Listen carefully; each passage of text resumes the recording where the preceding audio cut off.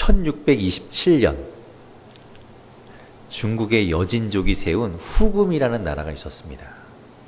그 후금이라는 나라가 조선을 침략해 왔습니다. 그것이 바로 정묘호란입니다.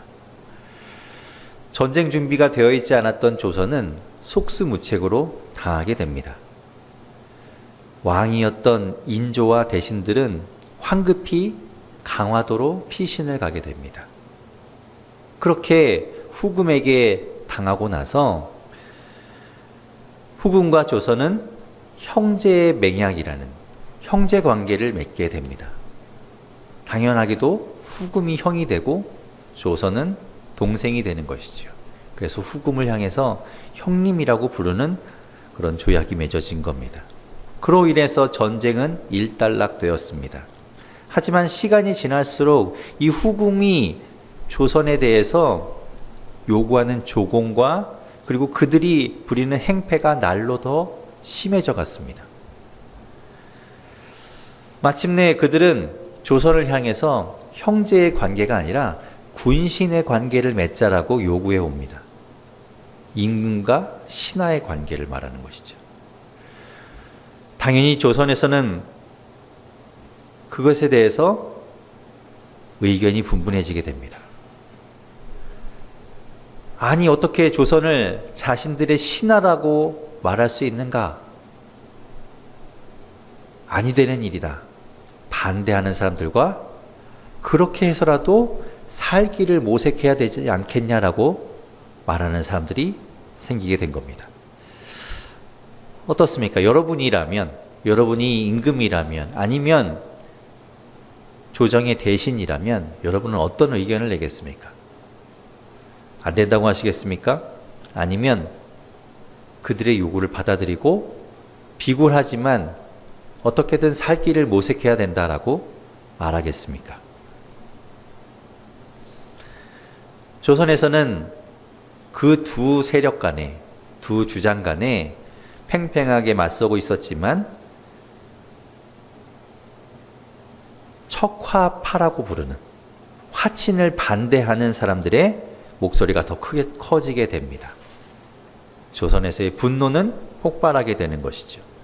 1636년 2월에 인조와 그리고 조정 대신들은 인조비 한시에 조문차 방문했던 후금의 사신들이 왔음에도 불구하고 그들을 접견하지 않습니다. 그리고 그들이 가져온 국서도 보지 않고 그들을 감시하게 합니다. 사실상 감금시켜버린 겁니다. 이상한 분위기를 감지한 후금의 사신들은 본국으로 도망을 치게 됩니다. 도망치면서 가다가 조정에서 평안도 관찰사에게 보내는 문서를 손에 넣게 됩니다. 그리고 그 문서를 가지고 후금으로 돌아갑니다. 그 문서를 보는 순간 그 문서를 통해서 조선의 마음이 후금을 향한 조선의 마음이 어떤 것인지를 후금은 알아차리게 됩니다. 조선의 속마음이 들켜버리고 만 것이죠. 당연히 좋은 마음이 아니었겠죠. 그 마음을 알게 된 겁니다. 같은 해 4월, 1636년 4월에 후금은 자신들의 나라의 이름을 청이라고 바꾸게 됩니다. 우리가 알고 있는 청나라가 시작이 되는 것이죠. 조선에서는 그것을 축하하기 위해서 사신들을 보냅니다. 그 자리에서 청은 조선의 사신에게 요구하기를 조선의 왕자를 볼모로 인질로 보내라고 이야기합니다.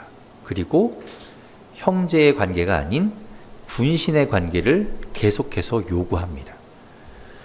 그렇지 않으면 조선을 공격하겠다라고 협박하게 되지요. 하지만 조선의 반응은 더욱더 강경합니다. 저 무례한 오락회의 요구를 어찌 들어줄 수 있단 말입니까? 그것은 아니 됩니다. 라는 척화파의 주장, 그리고 전쟁이 아니라 화친을 통해서 그들과의 관계를 좀 잘 맺어가야 한다라고 주장하는 이 주화파의 주장이 계속해서 대립하게 되는 것이죠. 인조는 척화파의 주장을 받아들입니다. 그래서 이 청의 요구를 묵살해 버립니다. 당연히 그럴 수 없겠죠. 어떻게 자신의 아들을 볼모로 청으로 보낼 수 있겠습니까? 그럴 수 없다라고 합니다. 11월 청은 조선의 왕자와 그 척화론을 주장하는 사람들을 모두 잡아서 청나라로 보내라고 압송하라고 요구합니다. 이번에도 조선은 그들의 요구를 지킬 수 없다라고 말하고 묵살해 버립니다. 조선이 청의 요구를 받아들일 수 없었던 이유에는 중국에 있는 명나라와의 관계에도 한몫을 하고 있었습니다. 시간을 좀 더 거슬러 올라가면 1592년 7년 동안 우리나라는 일본의 공격을 당하는 임진왜란을 겪게 됩니다. 임진왜란을 통해서 우리나라는 많은 어려움을 겪게 되지요. 그때 중국의 명나라가 우리나라에 지원군을 보내주게 됩니다. 그래서 우리나라의 의병들과 또 이순신 장군이라는 그 불세출의 그런 영웅을 통해서 임진왜란을 잘 이겨낼 수 있었지요. 그런 일들 때문에 우리 조선은 명나라와의 관계를 저버릴 수 없었던 겁니다. 그러니 명나라와 관계를 맺고 있는데 새로운 청과 또 다른 관계를 맺을 수 없는 상황이 되어버린 겁니다. 이러지도 못하고 저러지도 못하는 상황이 된 것이죠. 원래는 명나라와 이 청나라의 사이에서 중립 외교를 서로 간에 이렇게 잘 줄다리기를 잘 하고 있던 사람이 광해군이었습니다. 그런데 이 광해군을 몰아내고 인조를 앉힌 이 조정은 청나라가 아니라 명나라와의 관계를 계속 유지해야 한다라고 주장하는 사람들이었던 것이죠. 그로 인해서 1636년 12월 지금부터 약 380여 년 전 그때 그해 겨울은 유난히도 춥고 눈이 많이 내린 날이었습니다.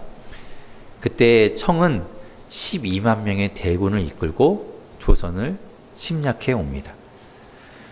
그들이 저 중국 땅에서 조선의 이 한양을 향해서 진격해 오는 데는 불과 10여 일밖에 걸리지 않았습니다. 정말 파죽지세로 우리나라 심장부를 향해서 그들은 공격해 들어왔습니다. 아무도 그들을 막을 수 있는 자들이 없었던 것이죠. 그렇게 그들은 빠른 속도로 한양을 향해서 다가오고 있었습니다. 조선의 조정은 그들의 남하 속도에 당황했습니다. 이렇게 빨리 내려올 것이라고는 예상하지 못했던 것이죠. 그래서 12월 14일 조정은 다시 강화도로 피신하려고 합니다. 그런데 이미 청에 의해서 강화도로 가는 길이 막혀버렸습니다. 갈 수 없게 된 조정은 어디로 피하게 되는가 하면 급한 대로 남한선성으로 피하게 됩니다.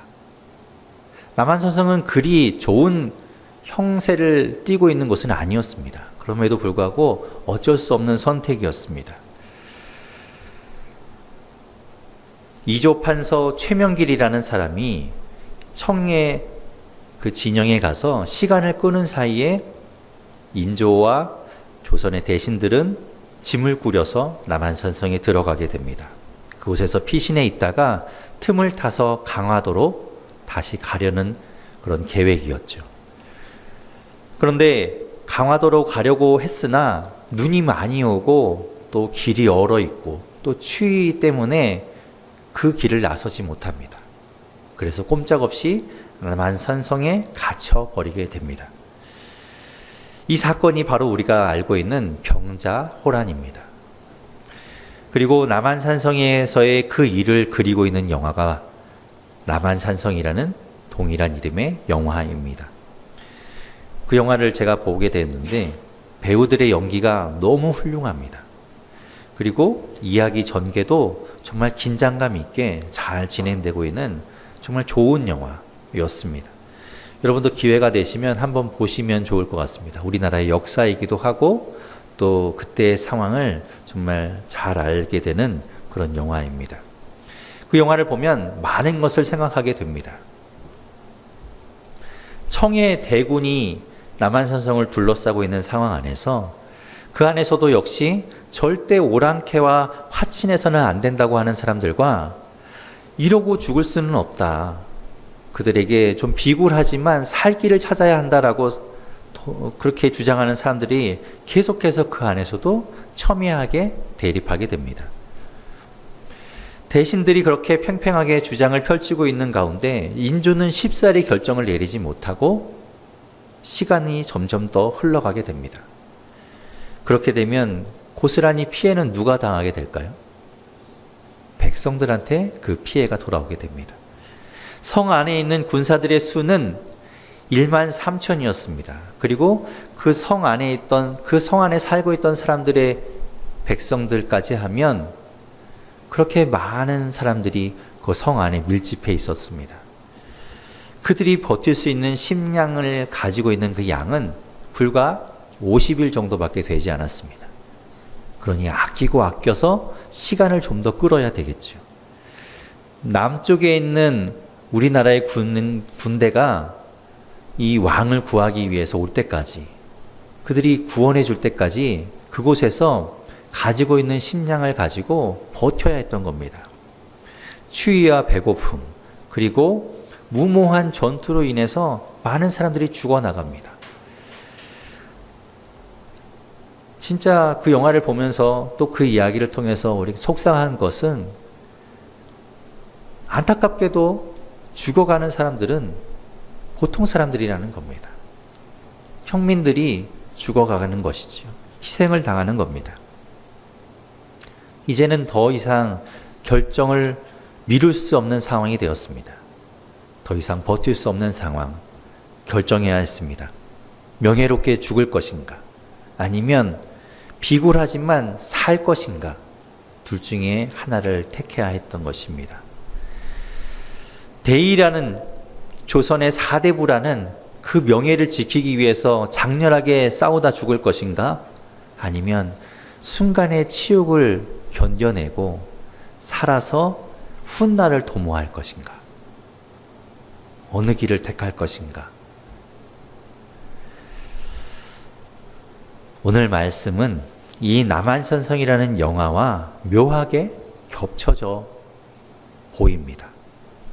아마도 그 안에 전통이라는 단어가 들어있기 때문일 것이라는 생각이 듭니다.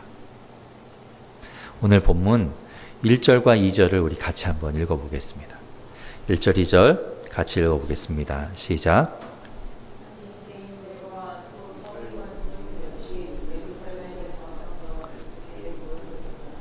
그의 제자 중 몇 사람이 부정한 손, 곧 씻지 아니한 손으로 떡 먹는 것을 보았더라. 우리가 읽은 1절과 2절은 오늘 사건의 발단을 그리고 있습니다. 예수님과 제자들이 있는 곳에 바리새인들과 서기관들이 왔다라고 말씀하고 있습니다. 네, 또 그들이 왔습니다. 늘 예수님께 트집을 잡고 늘 예수님과 대립각을 세우고 있던 그 사람들이 또 예수님을 찾아온 겁니다.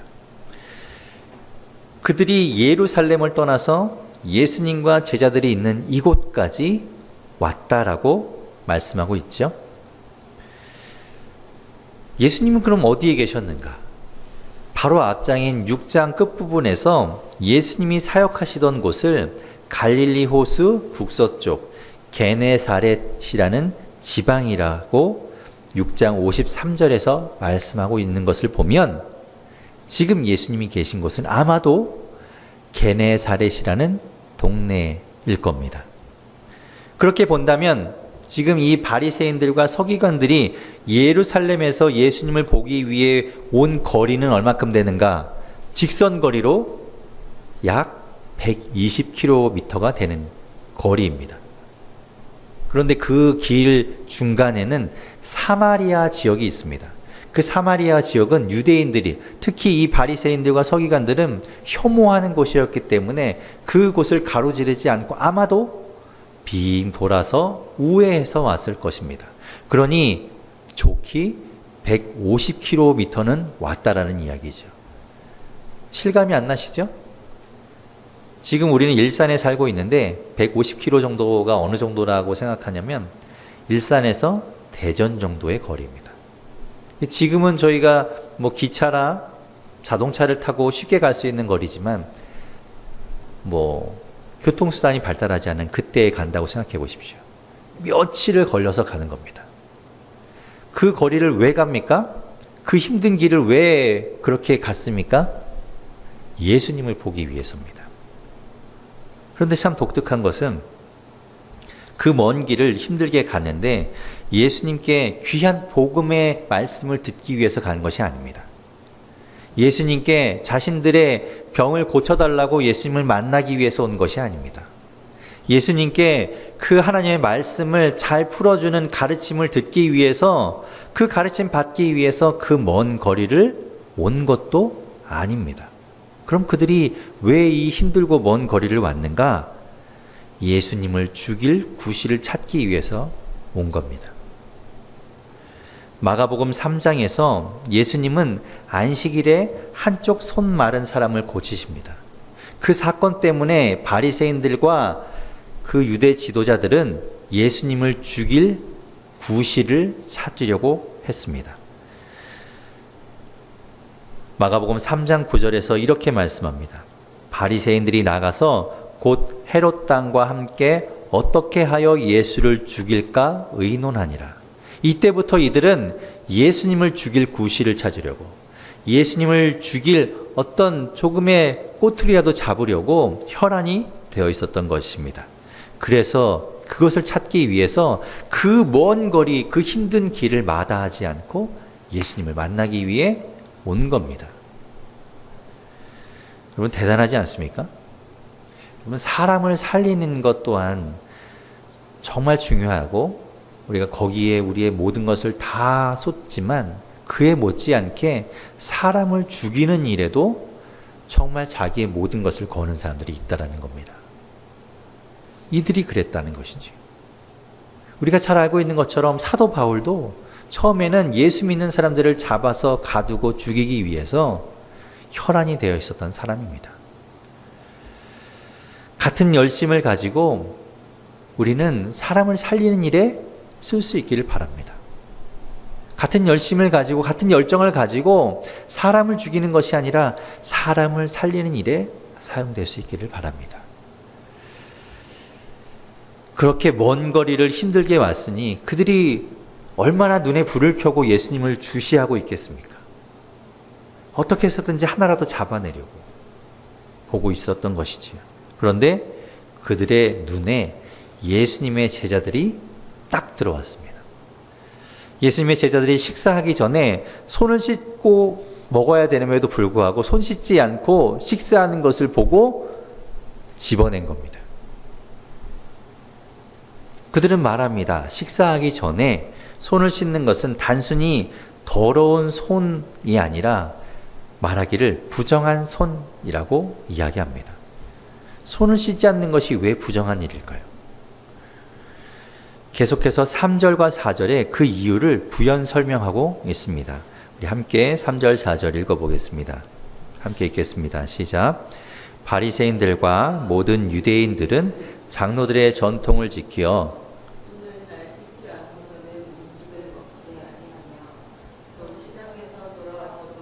눈을 뿌리지 않고서는 먹지 아니하며 그 외에도 여러 가지를 지키어 오는 것이 있으니 잔과 주발과 녹그릇을 씻음이러라.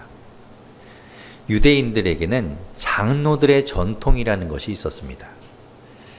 그것이 무엇인가? 그것은 하나님께서 주신 그 율법의 말씀들을 좀 더 구체적이고 좀 더 세분화해서 지키기 위해서 만들어낸 아주 작게 쪼개진 조항들이었습니다. 규칙이었던 것이죠. 그들이 지키고 있었던 이 장로들의 전통에는 음식을 먹기 전에는 반드시 손을 씻어야 한다. 사람들이 많이 왕래하는 시장 같은 곳을 갔다 왔으면 물을 뿌려서 몸을 씻어내야 한다. 식사에 쓰이는 잔과 그릇 등은 사용하기 전에 한 번 더 반드시 씻어서 사용해야 한다라는 그런 조항들이 들어있었던 겁니다.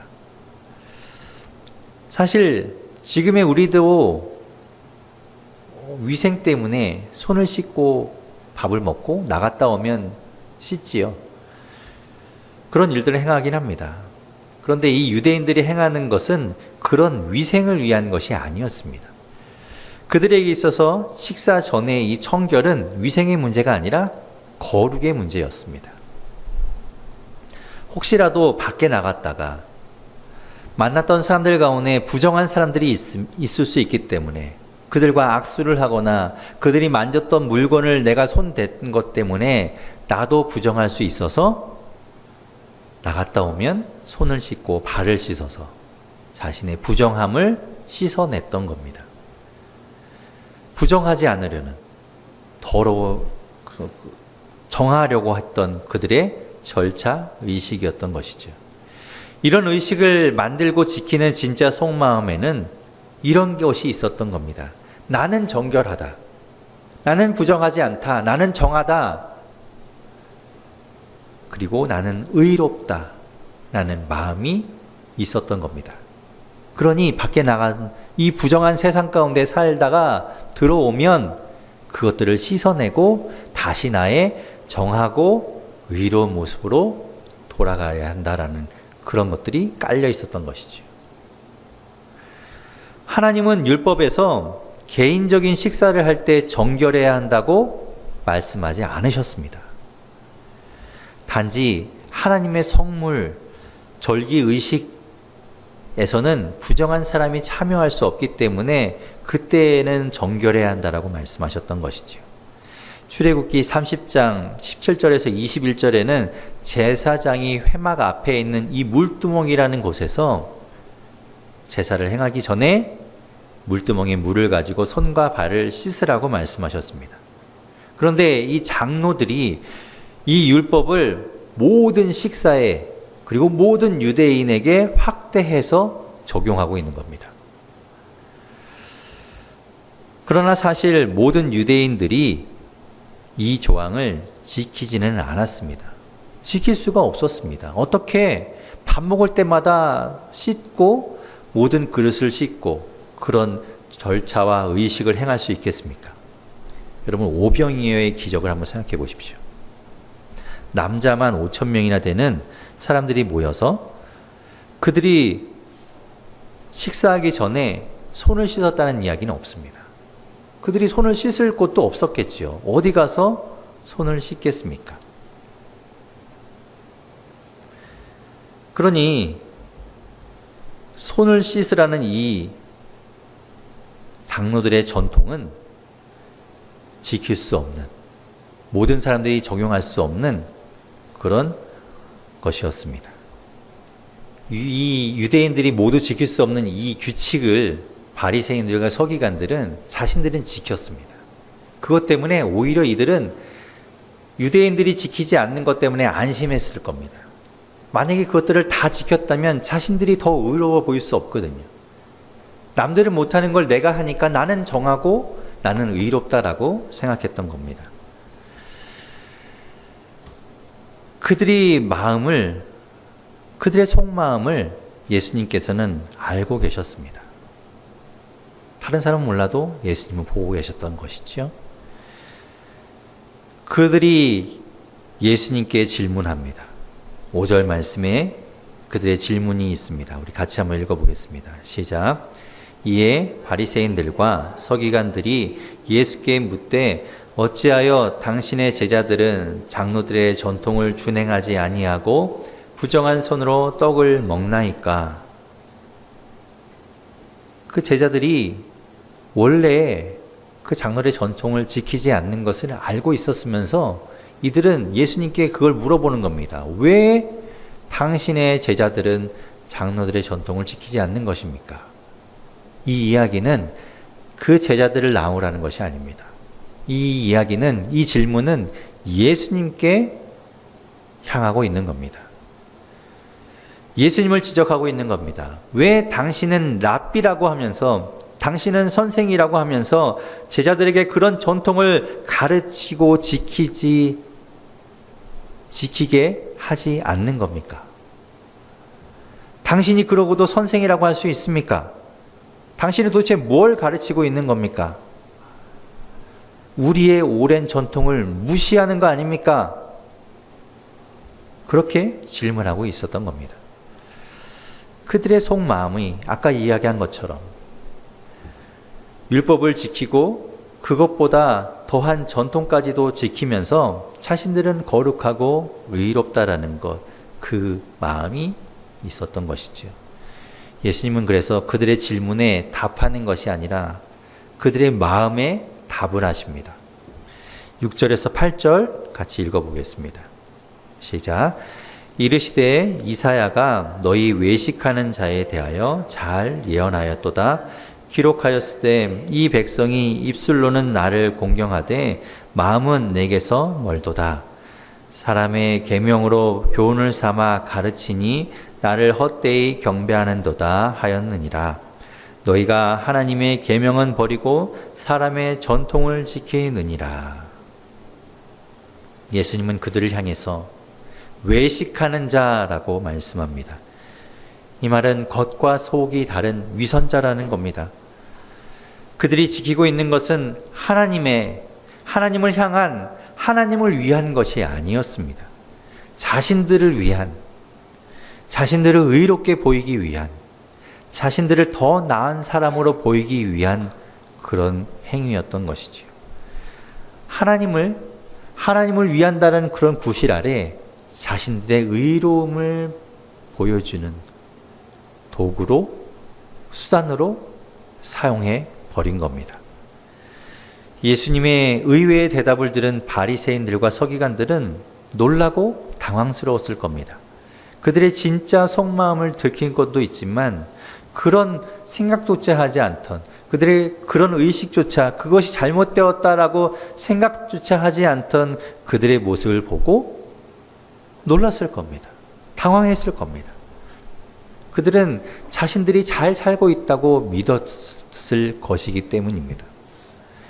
자신들은 올바르다, 하나님의 뜻을 합당하게 행하고 살고 있다, 그러니까 봐라, 우리는 날마다 율법과 그 전통을 지키면서 살고 있다, 우리는 그런 사람이다, 우리는 거룩하다, 우리는 의롭다, 우리는 경건하다, 그런 마음이 아예 뿌리 박혀 있었는데 그것을 외식한다라고 이야기하는 이야기를 듣는 순간 당황스러운 것이죠. 모든 것이 흔들려 있는 겁니다. 그리고 그 놀라움과 당황스러움은 이내 화로 변했을 겁니다. 무슨 소리야? 당신이 뭘 한다고 그래? 누가 뭐래도 이 길이, 우리가 지키고 있는 이 길이 진짜 의로운 길이라는 걸 당신이 뭘 알아? 자신들이 평생을 지켜온 그 전통이라는 것을 그들은 버릴 수가 없는 겁니다. 그것이 무너지면 자신들은 아무것도 아니라고 생각하는 것이죠. 이미 그들은 너무나 단단하게 굳어져 버린 겁니다. 그것이 깨어지는 순간 다 깨어진다고 믿어버린 겁니다. 저는 우리 교회가 아예 전통이라는 것이 없기를 바랍니다. 그런 것들로 처음 예수를 믿는 사람들, 처음 교회에 온 사람들 앞에서 우리 자신을 드러내는 일이 없기를 바랍니다. 오직 예수 그리스도만 드러나면 되는 겁니다. 우리는 보이지 않아도 됩니다. 우리는 드러나지 않아도 됩니다. 오직 주님만 보이고 주님만 드러나면 되는 겁니다. 우리가 매주 오늘도 청소년부에서 이 주변을 청소했습니다. 그런데 혹시나 이것이 전통이 되면 안 됩니다. 그것이 우리 교회의 어떤 정체성으로 굳어지면 안 됩니다. 우리는 그 청소뿐만 아니라 다른 것도 할 수 있습니다. 더 심한 것도 할 수 있습니다. 다른 방법으로 우리는 또 바꿀 수 있습니다. 그것이 굳어지면 안 됩니다.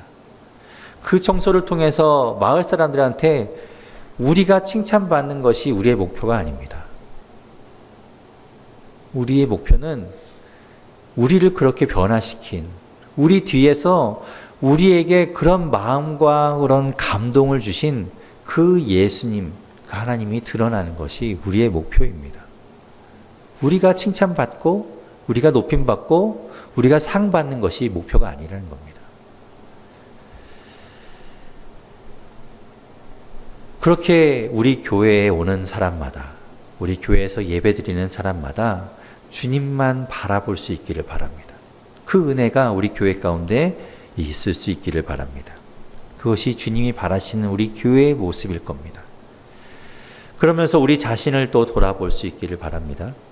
나 또한 내 안에 더러운 생각들과 죄된 생각들로 가득 차 있으면서 겉으로 우리가 행하고 있는 그 경건한 척하고 있는 모습들, 우리가 행하고 있는 그 고귀한 척에 우리가 속아 넘어가서 우리 스스로를 그렇게 생각하지 않기를 바랍니다.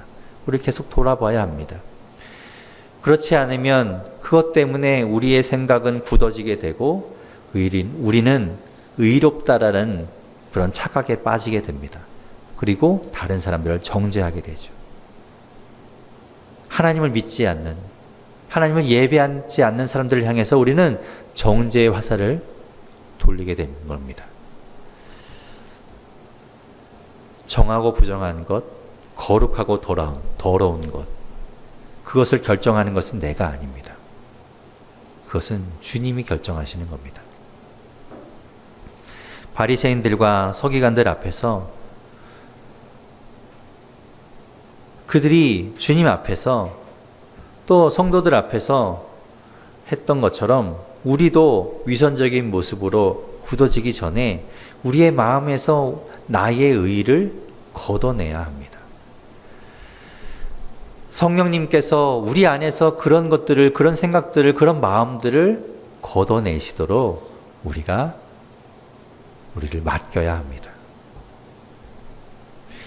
영화 남한산성에서 청나라와의 화친을 반대하고 결사항전해야 한다라고 주장하던 척화파의 예조판서 김상원이라는 사람이 화친을 주장하고 그래서 삶의 길을 이끌어야 한다라고 했던 주화파 이조판서 최명길이라는 사람을 만나서 그들이 둘이 만나는 장면에서 마지막에 이런 말을 남깁니다.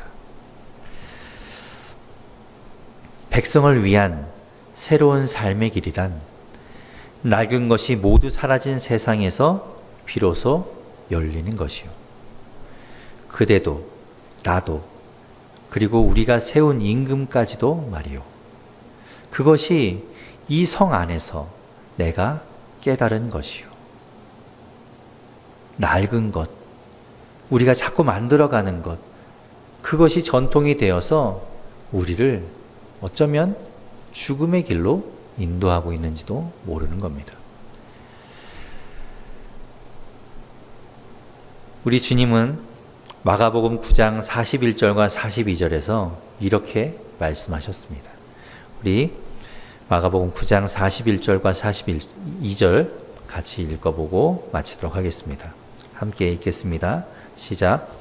누구든지 너희가 그리스도에게 속한 자라 하여 물 한 그릇이라도 주면 내가 진실로 너희에게 이르노니 그가 결코 상을 잃지 않으리라. 또 누구든지 나를 믿는 이 작은 자들 중 하나라도 실족하게 하면 차라리 연자 맷돌이 그 목에 매어 바다에 던져지는 것이 나으니라. 아멘. 나 때문에 실족하는 사람이 남이 될 수도 있고 또한 나 때문에 내가 실족할 수도 있는 겁니다.